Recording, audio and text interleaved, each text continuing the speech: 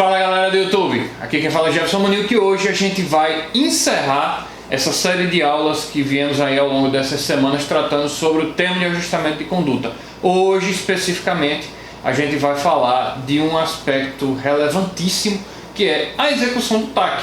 A gente já viu como se cria, o que pode conter, o que não pode conter, e agora a gente vai saber como é que faz para executar esse instrumento.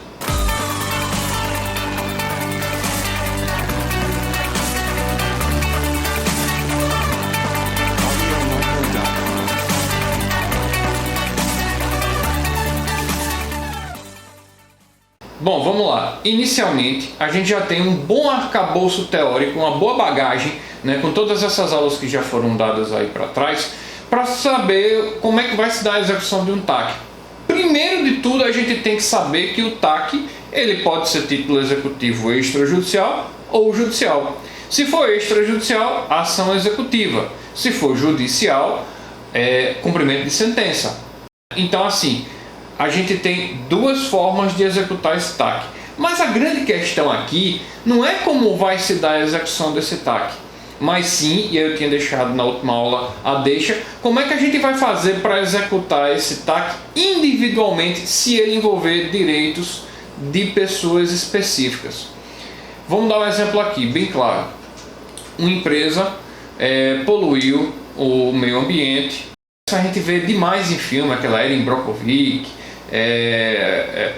aquele filme de ação civil com John Travolta. Então, assim, uma empresa poluiu o meio ambiente, certo? Com essa poluição ambiental, de cara, vocês que já estão estudando para concurso e já assistiram às aulas anteriores, de cara você já mata direito difuso, certo? Mas além disso, essa poluição causada pela empresa gerou danos à saúde da população local. Então você tem aqui um dano individual homogêneo. Por quê? Um fato, poluição do rio, do lençol freático, do meio ambiente, gerou danos individuais para as pessoas e indisponíveis, porque está falando de saúde.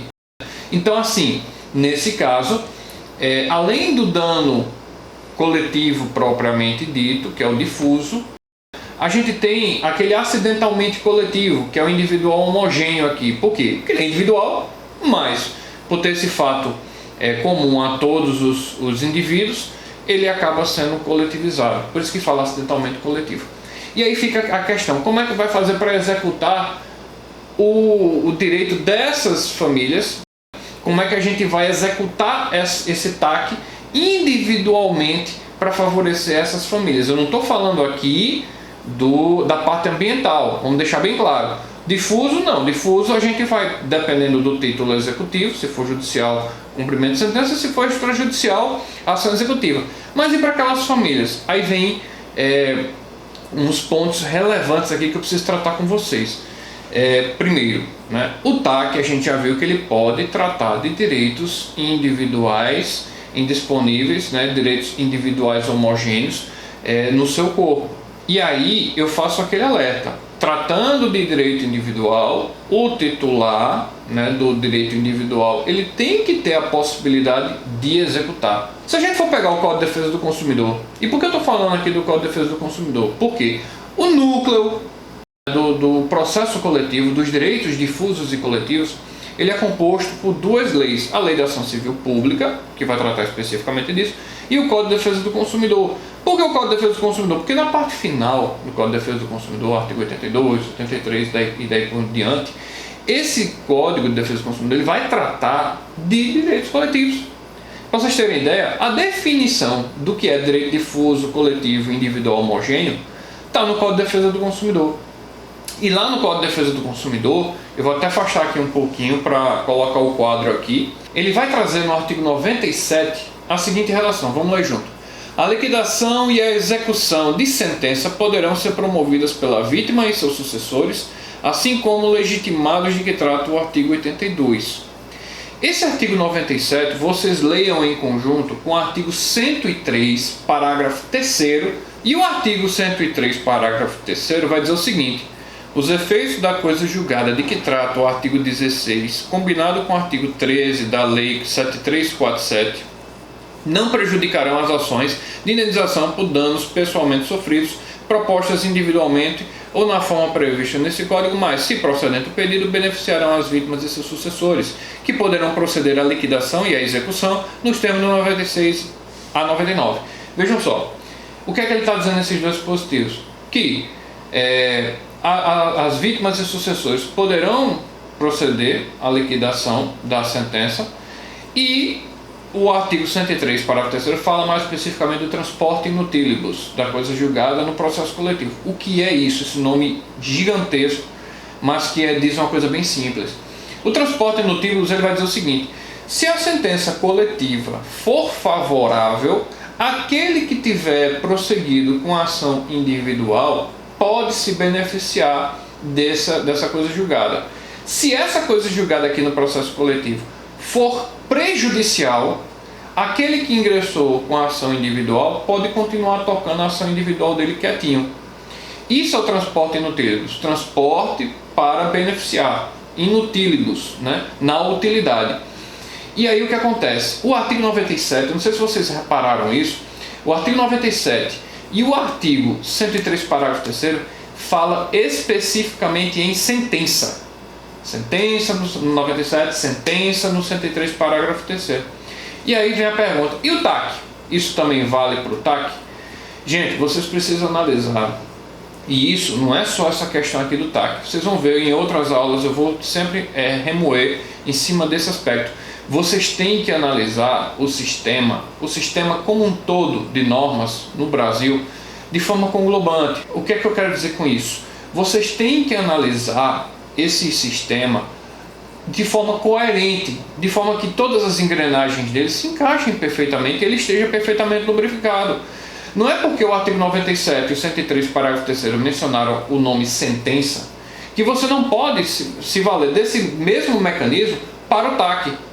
Certo? Até mesmo porque, se o TAC é um equivalente judicial, se o TAC vem para dar mais celeridade, evitar o abarrotamento de ações judiciais e trazer uma via alternativa de solução mais pacífica, né, que gere uma pacificação social maior desses conflitos, não faz sentido você impedir, só porque foi celebrado um TAC, que todos aqueles mecanismos que foram pensados originariamente para favorecer os indivíduos não possam aqui ser aplicados.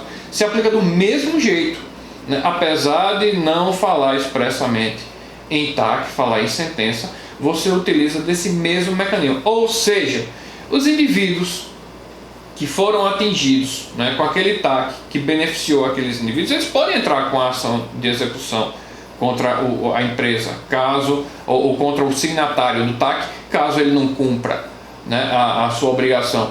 Não é só o titular, o legitimado extraordinário, que vai poder executar esse TAC, desde que, obviamente, estejamos aqui diante de um TAC que trate de direitos individuais homogêneos ou individuais indisponíveis. Mais uma vez, eu vou lembrar vocês aqui, só para refrescar a memória: TAC pode tratar de direito individual indisponível, mesmo que não homogêneo, né? Mesmo que não se trate de um direito difuso ou coletivo.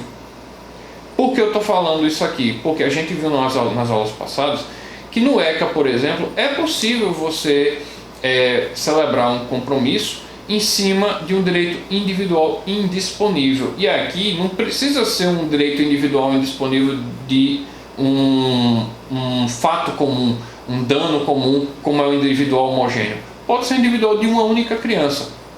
Então, o TAC, quando ele envolver aspectos individuais, é possível sim a execução individual, seguindo aquela lógica do artigo 97 e do artigo 103, parágrafo 3º do Código de Defesa do Consumidor, buscando justamente implementar uma maior celeridade e honrar o TAC como uma via alternativa à ação judicial, como um equivalente jurisdicional. Bom, gente, eu vou ficando por aqui. A gente encerra essa série de aulas do TAC, e eu já vou dar um spoilerzinho que eu estou para implementar um novo bloco nesse meu canal, envolvendo o debate rápido, célere, assim, no máximo em 2 minutos, de questões de concurso que foram feitas em provas orais ou em provas subjetivas.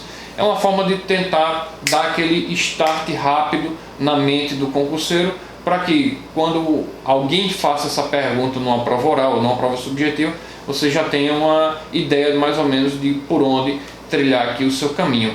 Tá joia? Eu vou ficando por aqui. Se vocês gostaram do vídeo, deem um like. Se não são inscritos, se inscrevam no canal, ative o sininho para receber notificações e a gente vai se vendo nos próximos vídeos. Fui!